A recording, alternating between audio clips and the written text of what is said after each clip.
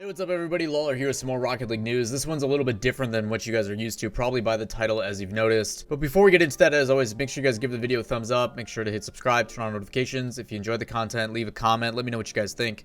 Feedback and stuff like that is always appreciated. But the number one thing that's going on here, if you guys didn't see, and this really pertains to the RLCS and Rocket League Esports as a whole, ESL and Dreamhack announced that they will be merging under the new ESL name.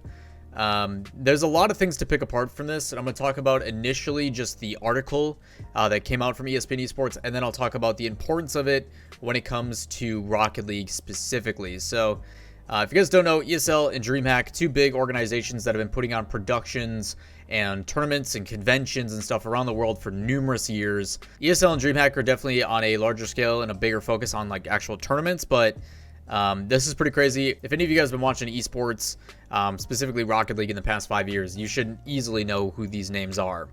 Rocket League had its first kind of initial tournaments with ESL, and obviously Dreamhack, they had the 4 tournaments that went down last year in 2019 that you guys remember, like Valencia and stuff like Dallas and Montreal, and you guys should be well aware of what Dreamhack is. But if you guys don't know, this is a pretty big deal. I'll also shout out to Jacob Wolf, a good buddy of mine, someone that I've gotten to work with numerous times while doing stuff with ESPN Esports. But he types up an article and basically states that ESL and DreamHack, two of the biggest event organizers in esports, announced that Wednesday, which was yesterday, that they will merge after a 5-year period that saw the two companies share ownership in Modern Times Group, but operate independently. The new company will be known as ESL Gaming, with Modern Times Group as its majority shareholder. So Modern Times Group is the big investor on the top, and the subsidiaries between that are ESL and DreamHack. They were already under the same ownership with Modern Times Group, but now they are merging as to one entity in ESL Gaming. So this is a pretty big deal. DreamHack will continue to be the name of the festival series that spans across Europe and North America, but will be operated now by the Joint Leadership Group. That leadership group will be led by ESL co-CEOs Ralph Reichert and Craig Levine, with the DreamHack CEO Marcus Lindmark staying on to operate the large-scale festivals he has been the top executive for since October 2014, which is some good news. The thing that always scares me about anytime there's mergers or there's big companies that are coming together is what kind of effect is it going to have on not only the current employees, but it's the structure of the way that things are being implemented.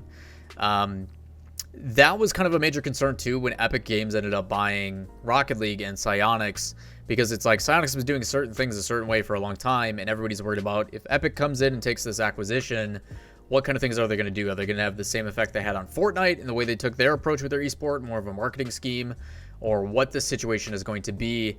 And it's good to see that the guys that have been doing it for a very long time are still in that position. So shouldn't change much. Through maximum cooperation and collaboration and the melding of some of the best creative and visionary gaming minds in the industry, we will together continue to advance the innovation that drives the space via the most exceptional products and events, said by Levine in a news release. For our partners, there will be more opportunities to engage with us through a wider range of activations across all levels of sports and all aspects of gaming. And for our fans, it means we will offer one of the most expansive esports and gaming lifestyle portfolios available. I've had experience working with both ESL as well as DreamHack, and I have my own opinion about the situation. But without a doubt, it's hard to argue that these two do not have a plethora of experience when it comes to just the esports industry in general, when it comes to what they provide for people who attend their events, or whatever platform or whatever way you want to engage with that. Whether it be a person that's signing up for ESL tournaments weekly like we used to for Rocket League, or if it is someone that just likes to attend events and show up and cheer on your favorite teams, or go to a LAN event like DreamHack. Obviously, for myself, if you guys have never seen DreamHack over in Europe, it's a special experience. When I was a kid growing up, I saw images of DreamHack Sweden and Jönköping and was just like freaking out about like how awesome it was to see like tens of thousands of people landing together and just sharing an experience. And then when I actually got to go and check that off my bucket list in 2017, it is a special feeling. So the fact that the DreamHack name isn't going anywhere is pretty cool, and actually it makes me proud that I've been able to be a part of the staff of those events in some capacity before this merger happened. It's a kind of like a legacy feeling, just like Rocket League being one of the OGs in the past 5 years. So I do think it's a pretty big deal that this is happening. Since MTG acquired majority stake of ESL and ownership of DreamHack in 2015, the two companies have operated relatively independently, with ESL focused on IEM, Intel Extreme Masters. This is also the organization that was going to be handling, if you guys are unaware, the Olympic event that was supposed to be happening, technically like right now, before COVID hit. The Olympic event, and if you guys have never heard of IEM, they put on some of the best Counter-Strike tournaments I've ever seen and been able to witness. So, IEM has kind of separated itself, and along with ESL 1, as well as a number of other pro leagues and various titles in white label production. If you guys don't know what a white label production is, basically it is a production company that will put on a show, but it doesn't require their branding all over it. The company that we use for RLCS used to be a company by the name of NGE, or Next Generation Esports. They were also a white label. That's why you do not see NGE anywhere on the production whatsoever. You usually pay a little bit more for that, and there's only a select few in the esports scene, with NGE and Tespa, which does a lot of the collegiate stuff. You've got Bento. There's quite a few out there that don't really put their name on things. And if you can usually charge a little bit more for that, but again, these productions, basically, when a project is announced, so like when Overwatch League got announced, it got reached out to, or basically the internal team at Blizzard was like, hey, this game is coming. Which one of you wants to run our production? For what budget? What are you going to offer to us? And they all build a proposal or a marketing deck and say, hey, this is what we're going to do. This is the cost it's going to take. We'll be the ones that handle all the bells and whistles behind the scenes. We'll take care of the production and all that kind of stuff. Go with us. And a lot of white label companies basically try to bid each other out silently to make sure that they get the job. There's a lot of things about that I can go into detail, but again, hopefully you even find this stuff interesting in the first place. Let me know in the comments down below if you'd like to hear more about this kind of stuff. I know it's going to be a select percentage that do. So yeah, white label production is something that obviously ESL and NGE and numerous others do very, very well. ESL being the one that's been around for quite a while. A lot of people from ESL actually transferred over to make NGE when that started popping up.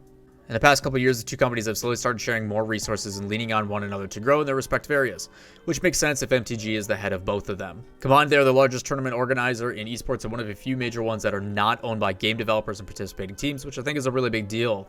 Obviously, when it comes to video games and esports, the developer is pretty much a monopolized thing. They control the production, the broadcast, what goes on, what players play, the rules, the game itself, the IP. They control everything top to bottom. They just contract somebody else to put on the broadcast for them.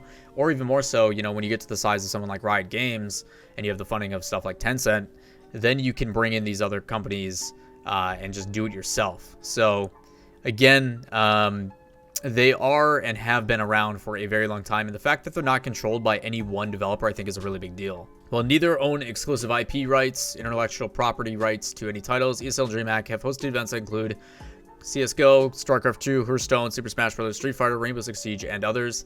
Shame on you, Jacob Wolf, for not putting Rocket League in that list over something like freaking Hearthstone. Like, come on, bro. Prior to the coronavirus pandemic, both companies had landed a deal to run a series of Hearthstone events dubbed the Hearthstone Masters Tour. That's why it's in there. Gotcha.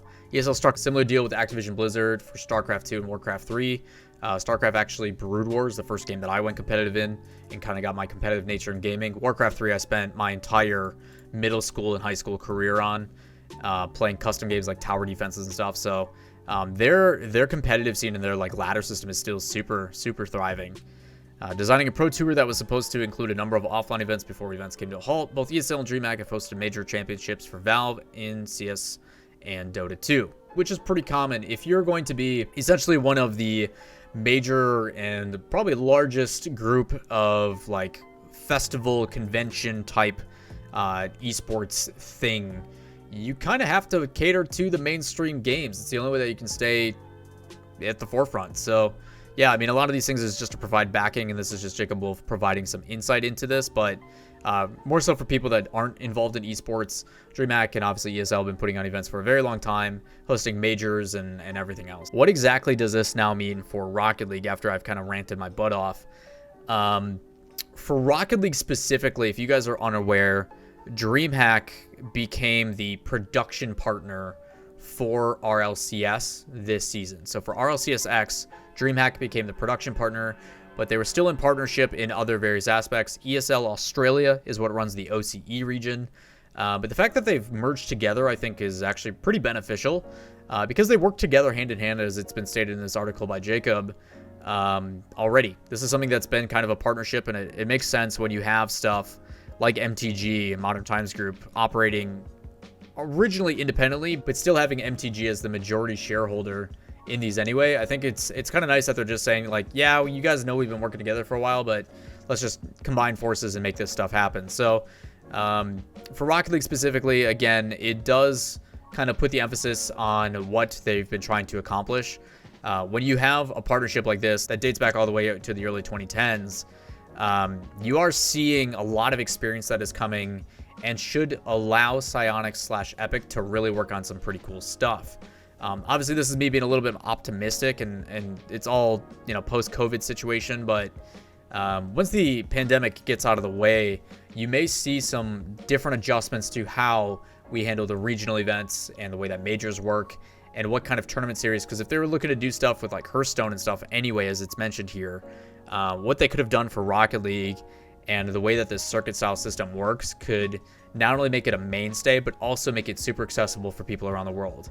Obviously, we all want to go to the World Championship. We didn't get to go to the one in Dallas this past year for Season 9, but that doesn't mean that in the future there's not going to be a event that is either put on by DreamHack name with the help of ESL or IEMs or whatever it may be that become a staple alongside Rocket League, because Rocket League, obviously, I think we all agree, can probably be affirmed that it is growing and exponentially, and it's only going to get better. So the fact that we're essentially almost 1/3, we just got to get through the regional stuff. It makes me try to think about, like, if COVID wasn't a thing, how would these be handled? Would they be done onto DreamHack? From the looks of it, I assume so. The way that the organization and the partnership has worked, it makes sense that they can partnership and try to organize these dates around DreamHacks. And the benefit to doing that is they already know how it's ran. They know how to run an event. But this time it's going to be on the main stage, center stage, the big focus on it. And it's going to mean a whole lot more, which means that, you know, you don't have to just wait for that one event. You can go to one that is accessible to you. And if you feel like trying to make the trip to go to another one, if it's not local, that option is out there. So IEMs go in major cities, anywhere from Chicago to obviously places overseas. And as stated at the bottom of this article, obviously you can find a lot of places to find DreamHack across the United States as well. Now that they've kind of combined, you still get stuff like IEM and everything else. But I guess I'm just more so curious about what you guys think. Do you guys like videos about this? Me just kind of talking openly about certain things? Do you guys wish there's more context to this or what's going on? Either way, let me know your questions, comments, concerns down below, and I would love to hear what you guys have to say. But that is going to wrap it up for me today. We've got a different video coming out tomorrow, so make sure you stay tuned for that. We'll see you next time. Peace.